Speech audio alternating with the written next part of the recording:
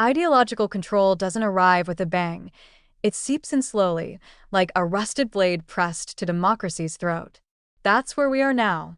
Lucy Connolly's appeal was struck down by the court without hesitation. Her 31-month prison sentence?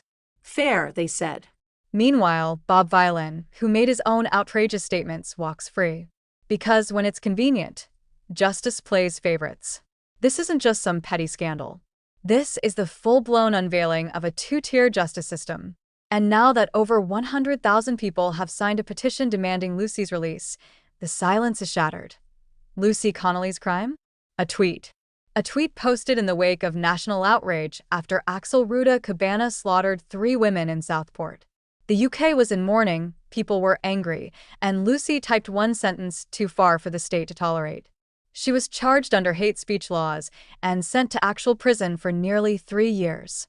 But it didn't stop there. On Tuesday, the Court of Appeal dealt a gut punch to the British public. Not only was Lucy's appeal rejected, it was dismissed entirely. Nothing excessive about this sentence, they declared. And just like that, the gavel came down. No nuance. No compassion.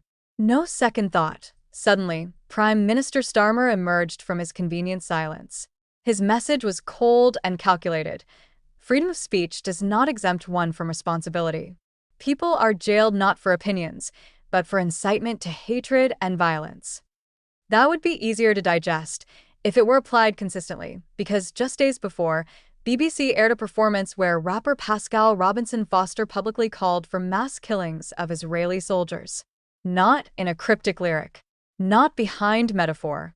He said it. Loud. Live. Clear. On national television. And yet, nothing. Despite the fact that the Israeli army is largely composed of Jewish citizens under mandatory conscription, making this, by all reasonable interpretation, a direct call for violence against Jews. The police said they were aware. Said they'd review the footage. Translation: nothing's happening. No arrests. No outrage from the government. Just silence. The exact opposite of what happened to Lucy. And now even those who disagreed with Lucy's views are asking the same uncomfortable question. Why is the punishment system only swift and brutal for some people? This is no longer just about one woman or one tweet. It's about a justice system that seems increasingly weaponized, one rule for insiders, another for everyone else. The fury is growing.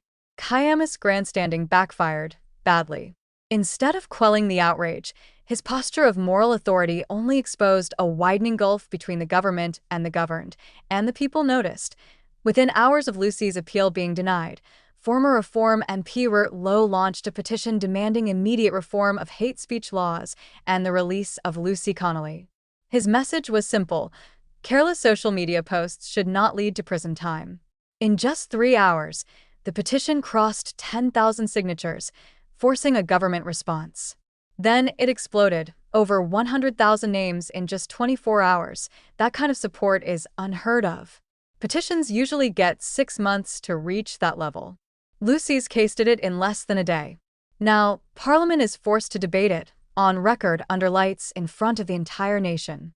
The deadline is set before December 20th, but the storm is already here. After the milestone was hit, Lowe posted, "This is a stunning result. Jailing people for careless social media posts is morally unacceptable, especially when it's a young mother like Lucy." His words struck a chord. 8 MPs immediately threw their weight behind it, including Labour's Mary Glendon and Conservatives Sir Gavin Williamson and Andrew Rosendale. Across party lines, politicians began speaking out, condemning the sentence and pointing to the double standard in plain view. Even across the Atlantic, people are paying attention. U.S. conservative Charlie Kirk told GB News he informed Donald Trump about the case and planned to send it directly to Senator Marco Rubio. "I'll text him," he said. That's how fast the story is spreading. Meanwhile, inside Labour's own halls, panic is bubbling. MPs who once backed the party line are quietly pulling away. Whispers in Westminster corridors are growing louder, more frantic. No one wants to be on the wrong side of this wave.